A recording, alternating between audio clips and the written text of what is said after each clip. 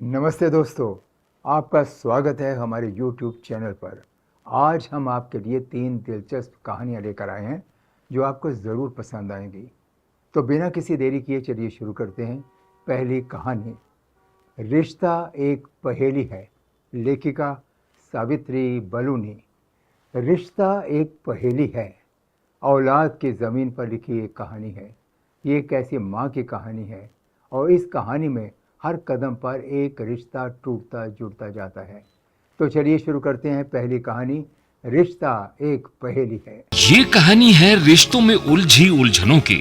सचमुच हम इंसानों के रिश्ते भी कितने अजीब हैं। कई बार तो हम जिंदा रिश्तों को सिर्फ उसके लिए तोड़ देते हैं जो अभी दुनिया में आया ही नहीं, जिससे अभी कोई रिश्ता जुड़ा ही नहीं। सचमुच छोटे बड़े और हल्के गहरे आंगन आंगन पलते हैं। जैसी जरूरत होती है ये वैसे रंग बदलते हैं। हर एक रिश्ता प्यार की लाश उठाए घूमा करता है, मजबूरी को अपना कहकर यूं ही झूमा करता है। कौन इसे समझ सका ये किसकी सगी सौतेली है।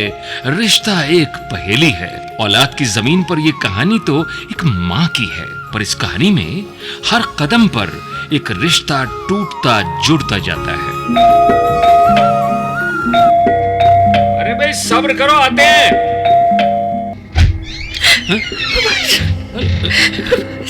एम्मा, तुम कहाँ चली? अरे एम्मा, एम्मा, क्या हुआ बताओ तो। एम्मा बताओ तो क्या हुआ, मेरा दिल बैठा जा रहा है। अच्छा बताओ क्या हुआ। भाईजान,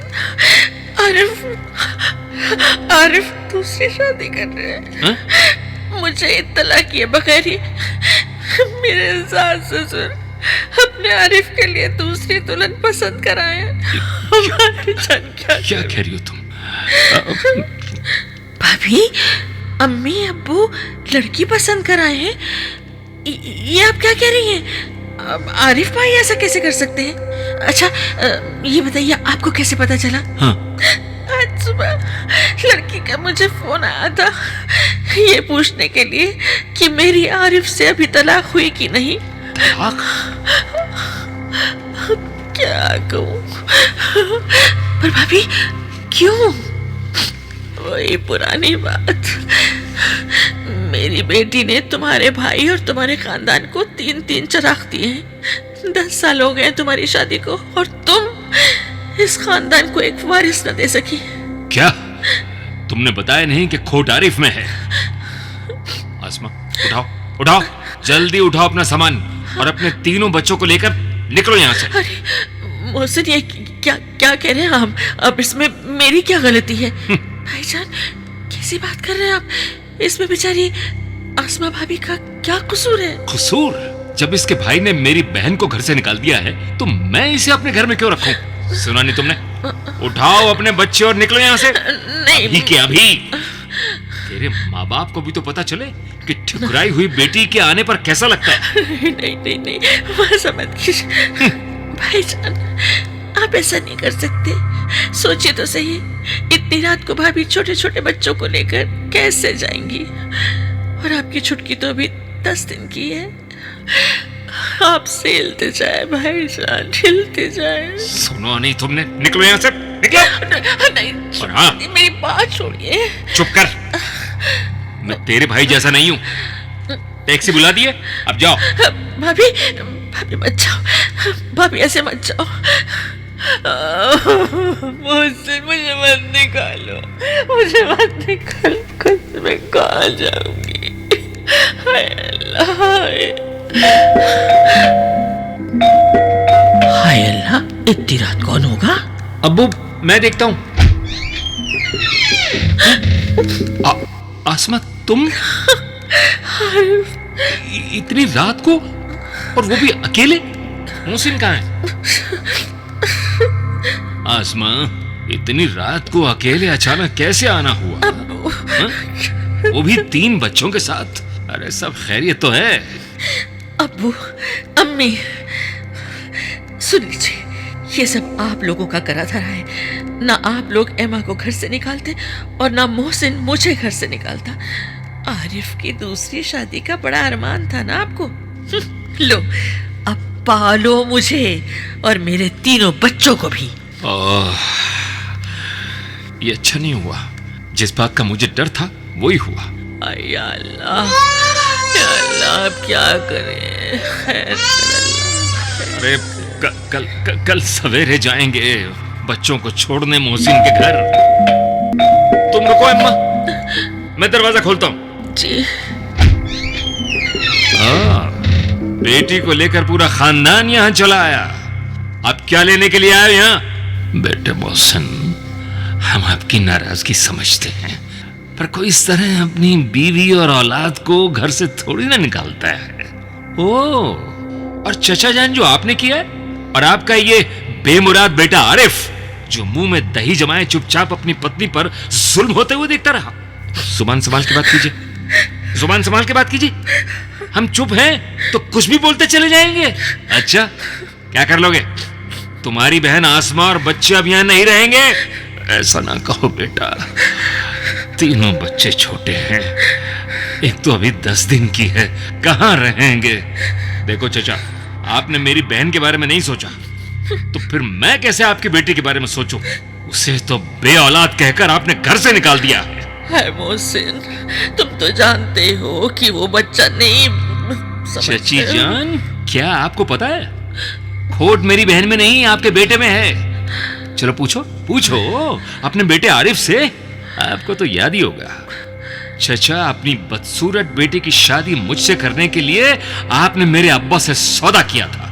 आरिफ की शादी मेरी बहन एम्मा से तभी कराएंगे जब मैं आपकी बेटी आसमा से शादी करूं, क्योंकि उसकी शादी नहीं हो पा रही थी और मैंने अपनी बहन की खुशी के लिए आपकी बेटी का हाथ थाम लिया।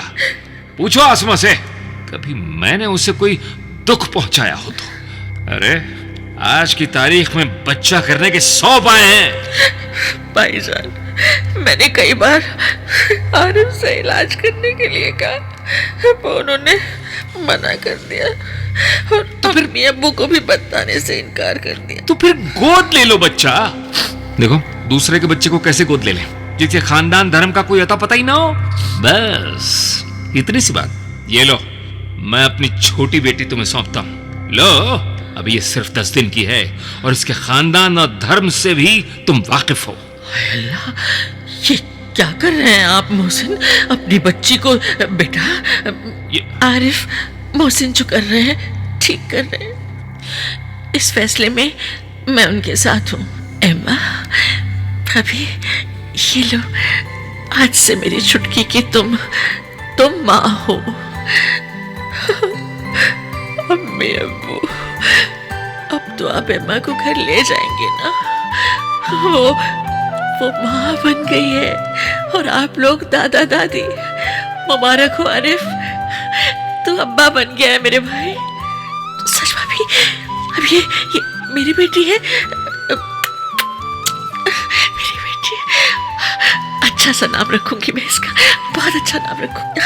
खुश रहो बेटी, तुमने अपने जिगर के टुकड़े को आरिफ को देकर हमारा घर खुशियों से भर दिया है। अल्लाह तुम्हें हमेशा ढेरों खुशियों से नवाजे। चलो चलो अम्मा, घर चलो बेटे। हाँ बेटे, हमें माफ कर देना।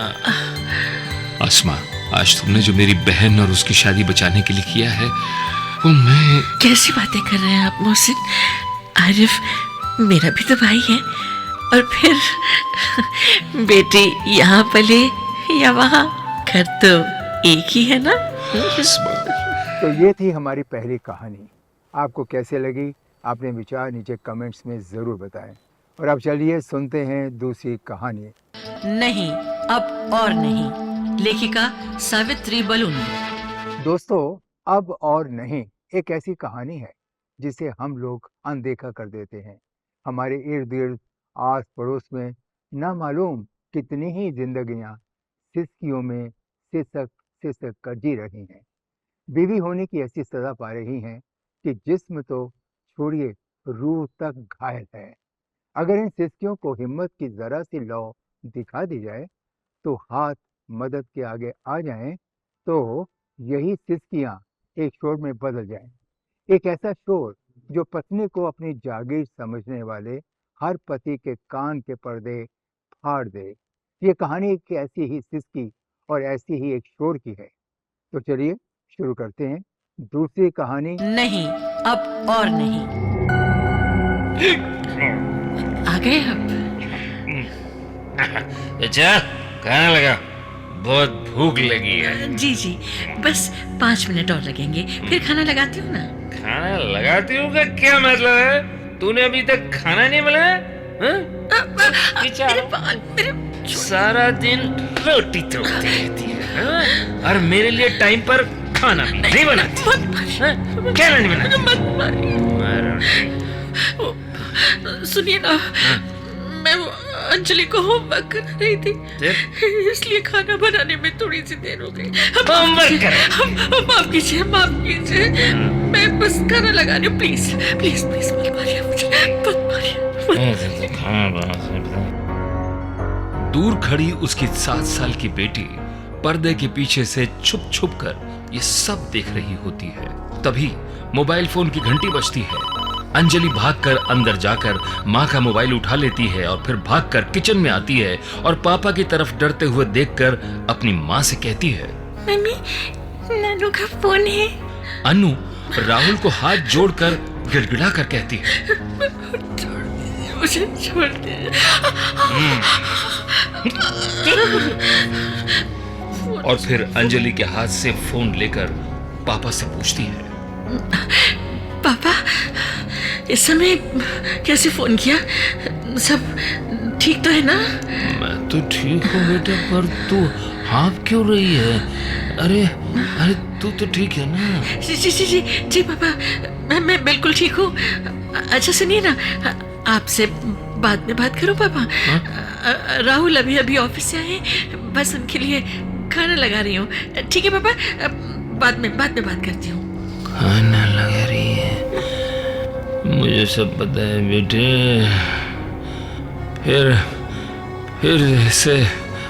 फिर से तुझे मार रहा होगा वो। क्यों?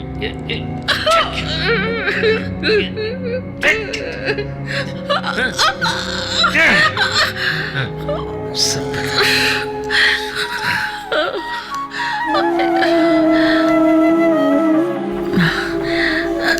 अंजलि, बेटा ये लो टिफिन, और जल्दी चलो वरना बस छूट जाएगी बेटा। माँ, कल रात पापा ने आपको बहुत मारा था ना? पुलिस में बंद कर दो ना पापा को, बहुत बुरे है वो। ना बेटा, ऐसा नहीं कहते अपने पापा के बारे में। वो कभी कभी थोड़ी ज्यादा पी लेते हैं तो ऐसा व्यवहार करते हैं। बस बेटा कोई बात नहीं, सब ठीक हो जाएगा। अच्छा चलो चलो, तुम जल्दी से स्कूल की बस पकड़ो। चलो बेटा। अनु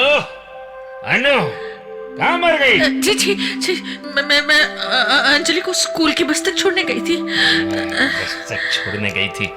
अरे तुझे कमीज प्रेस करने के लिए कहा था ना?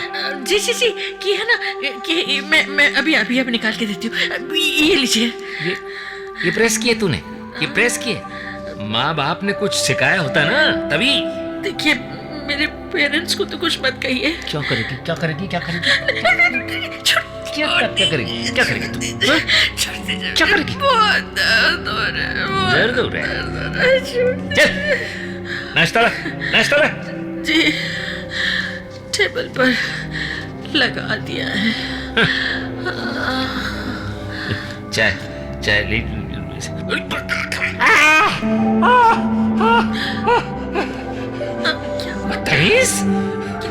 तूने जानबूझकर ये कप यहाँ रखा था ताकि मेरे ऊपर गरम चाय गिर जाए और मैं जल जाऊं। नहीं, चल बताता हूँ तुझे, कहाँ है तेरे बाल?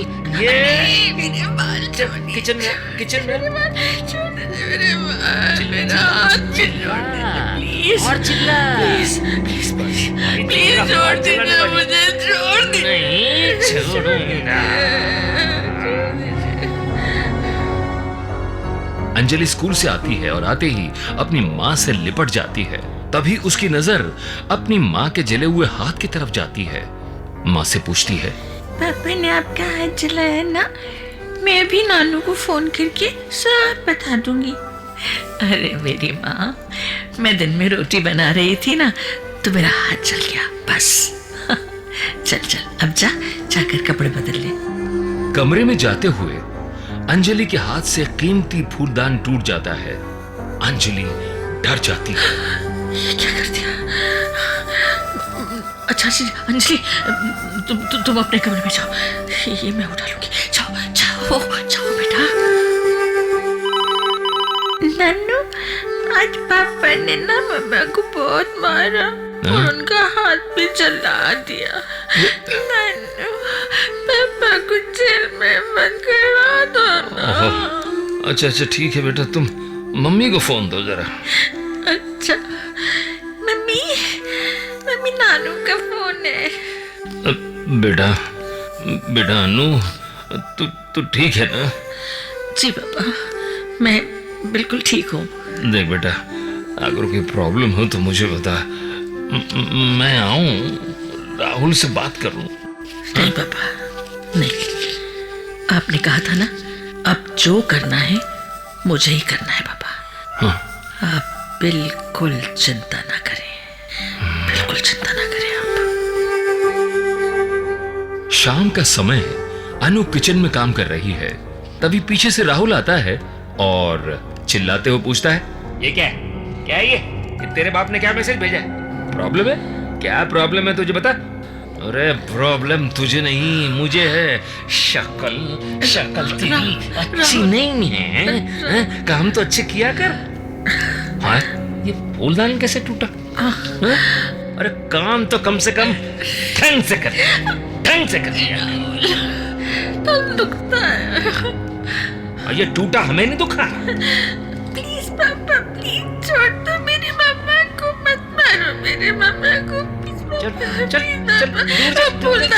फूलदान मम्मी से नहीं है, मुझसे नहीं। खबरदार, जो मेरी बेटी पर हाथ उठाया, ये हाथ तोड़ के दूसरे हाथ में दे दूंगी, समझे? मरो दोनों के दोनों, मेरी बला से मर जाओ, मैं तो चला। अनु, अरे अनु, कहाँ मर गई? हैं? ये क्या कर रही है? सूटकेस में कपड़े भर रही है? जाना चाहती है? घर छोड़ के जा रही है? जा जा जा जा जा, जान बख्श दे मेरी। हाँ। जा, मैं नहीं रही, तुम जा रहे हो, वो भी ये घर छोड़कर। मैंने तुम्हारे कपड़ों के साथ तुम्हारा प्यारा वो फूलदान था ना, उसके टुकड़े भी डाल दिए हैं। क्या बकवास कर रही है? फूलदान के टुकड़े डाल दिए हैं? बकवास करती है। ये घर मेरा है, मैं तुम्हारा पति हूँ, और तुम्हारे साथ कुछ भी करूं ये मेरा राइट है। तुम्हें मेरी शक्ल पसंद नहीं, तुम्हें मेरा काम पसंद नहीं, मैं गंवार लगती हूँ। पिछले 8 सालों में तुमने मुझे मार के सिवाय कुछ नहीं दिया है? लेकिन कल रात तुमने मेरी बेटी पर हाथ उठाकर सारी हदें पार कर दी, और ये मैं बर्दाश्त नहीं कर सकती। अच्छा, इसलिए मैंने सोचा आपको यहाँ से चले जाना चाहिए। ऐसे रिश्ते का क्या फायदा जिसे तुम निभा ना सको?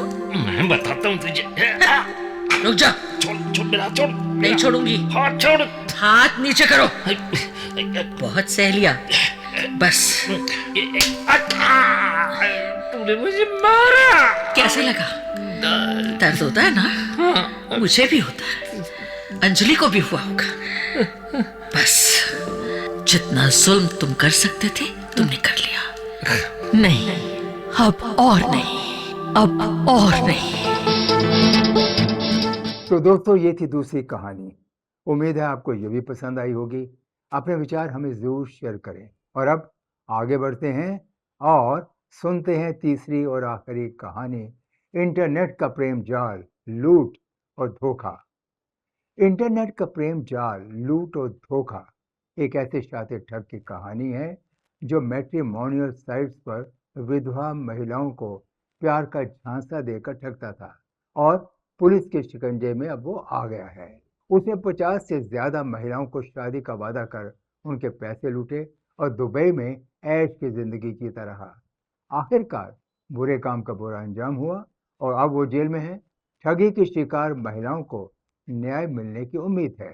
तो चलिए शुरू करते हैं तीसरी और आखिरी कहानी, इंटरनेट का प्रेम जाल, लूट और धोखा।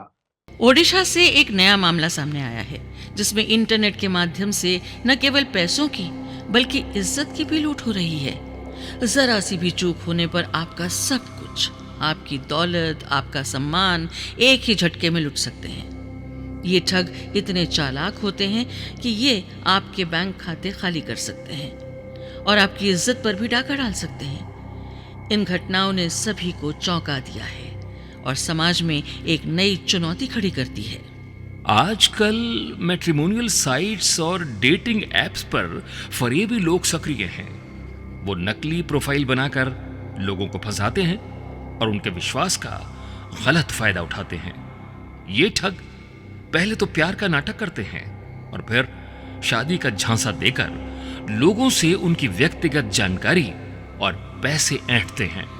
ऐसी घटनाओं से न केवल पीड़ित महिलाओं को मानसिक और आर्थिक नुकसान होता है बल्कि समाज के लिए भी ये एक बड़ी चुनौती बनती जा रही है। आजकल मैट्रिमोनियल साइट्स और डेटिंग एप्स फरेबियों के अड्डे बन गए हैं। यहाँ सत्यजीत मान गोविंद सामल जैसे ठग अपने शिकार को फंसाने के लिए जाल बिछाकर बैठे रहते हैं। ताजा मामला ओडिशा से सामने आया है। यहाँ 34 साल का सत्यजीत मान गोविंद सामल पुलिस की गिरफ्त में आया है। सत्यजीत एक बेहद चालाक और शातिर ठग है जिसने मैट्रिमोनियल साइट्स और डेटिंग एप्स पर करीब 50 से ज्यादा महिलाओं को अपने झांसे में फंसाया। वो पहले तो इन साइट्स पर फर्जी प्रोफाइल बनाकर महिलाओं से संपर्क करता था, फिर प्यार का नाटक करता और शादी का झांसा देकर उनका भरोसा जीतता था। एक बार महिलाओं का भरोसा जीतने के बाद वो उनसे पैसे ऐंठता और उनकी निजी जानकारी का दुरुपयोग करता। उसने कई मासूम महिलाओं को धोखा दिया और उनकी मेहनत की कमाई लूट ली। सत्यजीत सामल ज्यादातर तलाकशुदा महिलाओं को अपना शिकार बनाता था।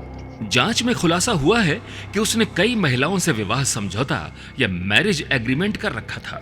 सामल इन महिलाओं से शादी का वादा करके उनसे पैसे वसूलता था।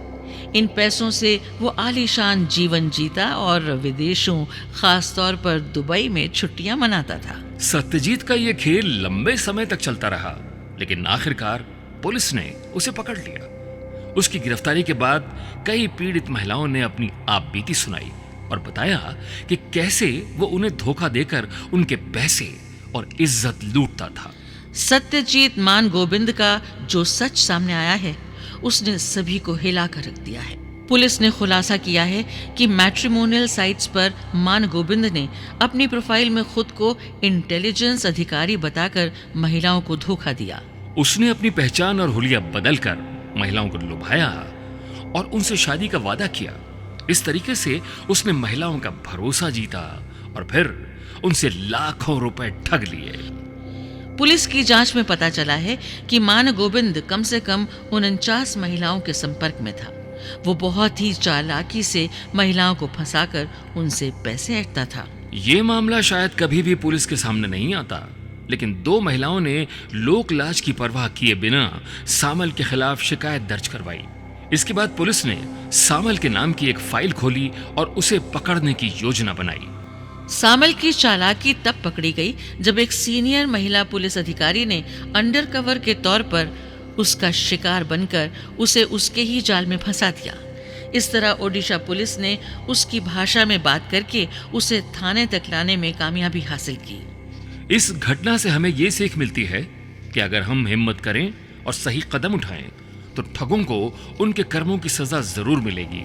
महिलाओं की हिम्मत और पुलिस की सूझबूझ ने मिलकर एक शातिर ठग को जेल की सलाखों के पीछे पहुंचा दिया। इस घटना ने साबित कर दिया कि ठगी के ऐसे मामलों में हिम्मत और सही कदम उठाना कितना महत्वपूर्ण है। महिलाओं के साहस और पुलिस की जांच ने सामल को सलाखों के पीछे पहुंचा दिया। इस तरह की घटनाएं समाज के लिए एक बड़ी चुनौती बनती जा रही हैं।